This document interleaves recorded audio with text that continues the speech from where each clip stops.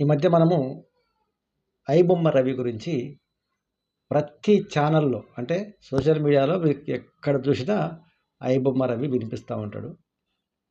అయితే ఐబొమ్మ రవి చేసింది చట్టరీత్యా నేరమే, అది అక్కడ పక్కన పెడదాం. అయితే ఇప్పుడు ఐబొమ్మ రవి చేసింది నేరం అనే పెద్ద మనుషులు ఎవరైతే ఉన్నారో వాళ్ళంతా కూడా ఒక్కసారి గుర్తించాల్సింది ఏంటంటే, అంతకంటే చాలా పెద్ద పెద్ద నేరాలు చేసిన వాళ్ళు తప్పించుకొని తిరుగుతున్నారు.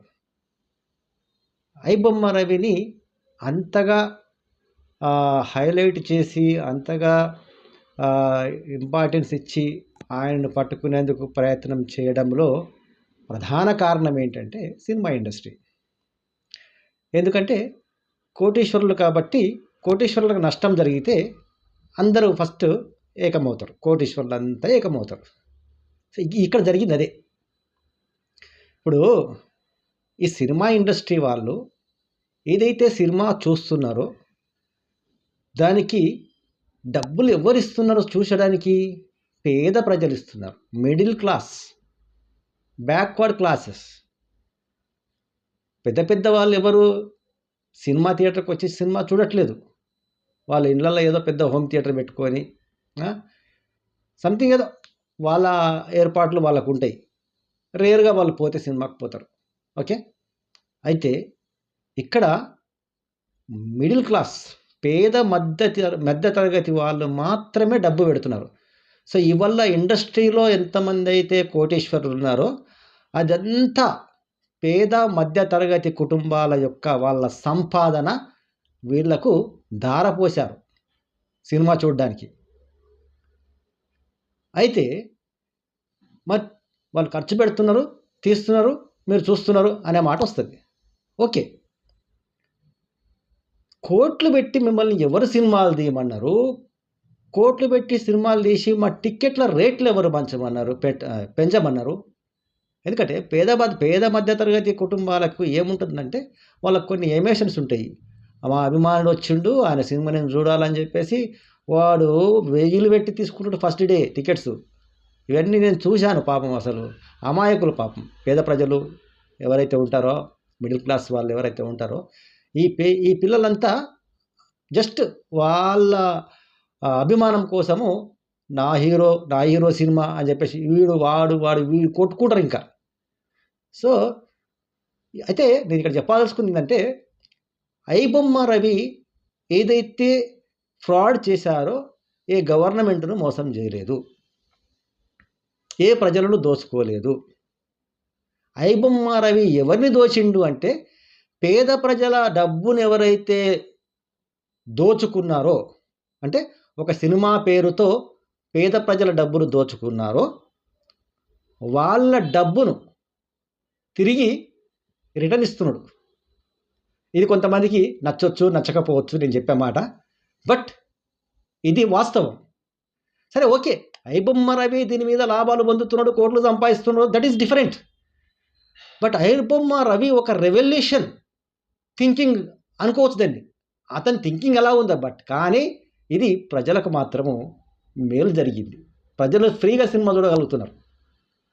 ఇవాళ కొంతమంది పెద్ద పెద్ద వాళ్ళు, ఎవరు నాగార్జున లాంటి వాళ్ళు, చిరంజీవి లాంటి వాళ్ళు, మేము నష్టపోతున్నాము, మేము కోట్లు పెట్టి సినిమా. ఎవరు తీయమంటున్నారు మిమ్మల్ని కోట్లు పెట్టి సినిమాలు? మీకంటే మా యూట్యూబ్ ఛానళ్ళల్లో కొంతమంది చిన్న చిన్న రీల్స్ చేస్తుంటారు, బ్రహ్మాండంగా ఉంటాయి. అవి ఫ్రీగా చూస్తుంటారు మా వాళ్ళంతా, మా పేదవాళ్ళంతా. కానీ ఈ పేదవాళ్ళు, ఈ మిడిల్ క్లాస్ వాళ్ళ పిల్లలు ఉంటారు కదా, యూత్ ఉంటారు కదా, వాళ్ళు ఏంటంటే ఒక పిచ్చి అభిమానం సినిమా ఇండస్ట్రీ అంటే. ఆ అభిమానం కొద్దీ మీ సినిమాలను 100 రూపాయల సినిమాను 1000 రూపాయలు, 2000 పెట్టి ఫస్ట్ డే షో చూడాలని చెప్పేసి వెళ్తారు. మీరు ఫస్ట్ డే టికెట్స్ అని పెంచి కూర్చున్నారు. మరి ఎలా ఉంటుంది? ఇప్పుడు రెవల్యూషన్ అంటే this is one of the revolution. ఇప్పుడు నక్సలైట్లు దేశభక్తులు అన్నాడు ఎన్టీ రామారావు. ఎందుకన్నాడు? వాళ్ళు దేశభక్తులు అంటే వాళ్ళు ప్రజల కోసం పోరాడినారు కాబట్టి. ఓకే, వాళ్ళు ఎంచుకున్న మార్గం తప్పు ఉండొచ్చు, బట్ వాళ్ళు చేస్తున్నది మ్యాక్సిమం అంటే అల్టిమేట్గా వాళ్ళు ప్రజల కోసం చేస్తున్నారు, మార్గం కరెక్ట్ కాకపోవచ్చు.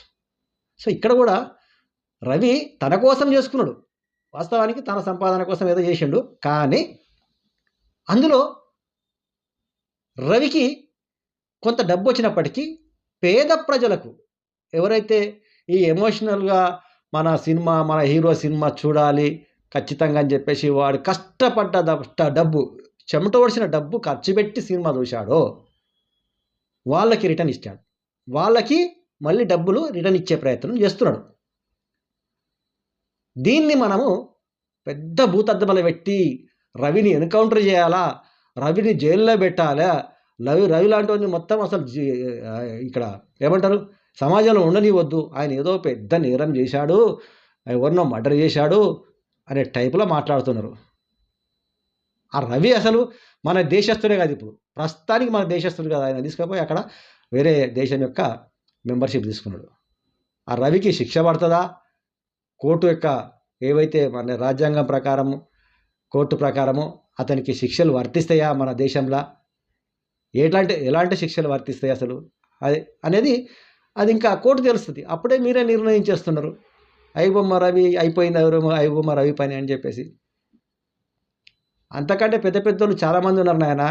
ప్రభుత్వాన్ని దోచిన వాళ్ళు ఉన్నారు. ప్రభుత్వం అంటే ప్రజల డబ్బును దోచిన వాళ్ళు చాలామంది ఉన్నారు.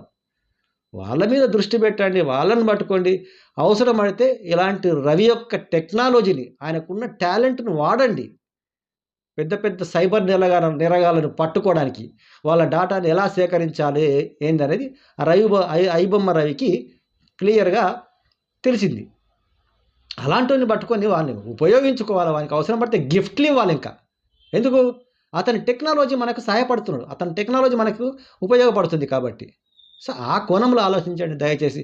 మొత్తం రాద్ధాంతం చేసేస్తున్నారు యూట్యూబ్ ఛానళ్ళల్లో, పెద్ద పెద్ద మీడియాలల్లో, అసలు పెద్ద పెద్ద ఛానల్స్లల్లో రాద్ధాంతం చేసేస్తున్నారు. అసలు అది కరెక్ట్ కాదు. పాపం మొత్తం ప్రజలైతే మాత్రం ఐబొమ్మ రవికి సపోర్ట్గా అనిపిస్తుంది. నేను ఎన్నో ఛానల్స్ చూశాను, ఎన్నో రీల్స్ చూశాను. సో ఎక్కడ చూసినా కూడా ప్రజల యొక్క ఆదరణ ఐబొమ్మ రవికి ఉంది. అంటే ప్రజలు ఐబొమ్మ రవికి సపోర్ట్ చేస్తున్నారు. ఎందుకు చేస్తున్నారు అంటే ఐబొమ్మ రవి ప్రజలకు ఫ్రీగా సినిమా చూపించిండు, ఇంతే, ఇంకేం లేదు. ఇంకా అదొక్కటే పెద్ద వేరే కారణాలు ఏం లేవు. సో అది నేరం అంటున్నారు. కోర్స్ నేరమే. కానీ ఏం నేరం చేశాడనంటే ప్రజలకు ఫ్రీగా సినిమా చూపించారు, నేరం మాత్రం వేశాడు. ఇంకెవ్వరి ప్రభుత్వం డబ్బేం దోచుకోలేదు, లేదా ప్రజల డబ్బేం దోచుకోలేదు, లేదా దొంగతనం చేయలేదు, లేదా మర్డర్లు చేయలేదు. ఎంతోమంది ఫ్యాక్షనిస్టులు స్టోరీలను తీసిరు. ఎవరు? మన హీరోలంతా ఫ్యాక్షనిస్టుల స్టోరీలు తీసి, రౌడీల స్టోరీలు తీసి వాళ్ళు కోట్లు గడించవచ్చు. ఆ సినిమాలు చూసి ఇన్స్పైర్ అయ్యి యువతల రౌడీ తయారైతే అది తప్పు. వాడు ఫ్యాక్షనిజం సినిమా తీసి కోట్లు గడిస్తే యువతలో వాడు ఫ్యాక్షనిజం చేస్తే అది తప్పు. వాడు స్మగ్లర్ను పెట్టి సినిమా తీసి కోట్లు సంపాదిస్తే యువతలో వాడు స్మగ్లర్ తయారైతే అది తప్పు. ఏం చూపిస్తున్నారు మీరు అసలు? సమాజానికి ఏం చూపిస్తున్నారని మీరేమన్నా దేశభక్తుల? సినిమా ఇండస్ట్రీ వాళ్ళు కోట్ల డబ్బులు, ప్రజల డబ్బులు దోచుకుంటున్నారు. అనవసరమైన కోట్ల రూపాయలు పెట్టి సినిమా తీసి ప్రజలను ఒక ఎమోషనల్గా బ్లాక్మెయిల్ చేసి మీరు ఆపండి అసలు. ఒకప్పుడు లవకోశ సినిమా నాకు ఎప్పుడో దాసనారాయణరావు మాట్లాడినప్పుడు విన్నాను. 6 లక్షలతోనూ 4 లక్షలతోనూ సినిమా ఇచ్చినట్ట. ఎంత హిట్ అయింది అది అప్పుడు ఆ కాలంలో. ఇప్పుడు ఏంది మరి 100 కోట్లు అంటే ఏంటి అసలు? డబ్బులు అవి? ఇక్కడ మిడిల్ క్లాస్ వానికి ఒక ఇల్లు కొనడానికి డబ్బు లేదు. మీరు 100 కోట్లు ఎక్కడి నుంచి వస్తున్నాయి? ఏం నుంచి తెస్తున్నారు? ఎట్లా పెడుతున్నారు? ఇదంతా ప్రజల డబ్బే, ఇంకొకటి ఎక్కడిది కాదు. ప్రజలు మీకు డబ్బులు టికెట్ రూపంలో మీకు ఇస్తున్నారు, ఇంతకంటే ఇంకేం లేదు. సో కాబట్టి ఐబొమ్మ రవిది నేను అంటే చట్టరీత్యా ఆయన చేసింది తప్పే, బట్ అది పెద్ద అఫెన్స్ కింద నేను తీసుకోవట్లేదు.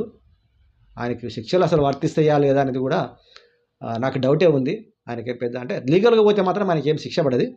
ఇక పెద్ద మనుషులు అందరూ కలిసి ఆయన ఏమైనా చేయించే ప్రయత్నం చేస్తే చెప్పలేము. కానీ లీగల్గా పోతే నాకు తెలిసి అయితే ఆయనకు శిక్ష పడదు. నాకున్న కొంత చట్టం మీద ఉన్న అవగాహనతో నేను చెప్తున్నాను. Thank you very much.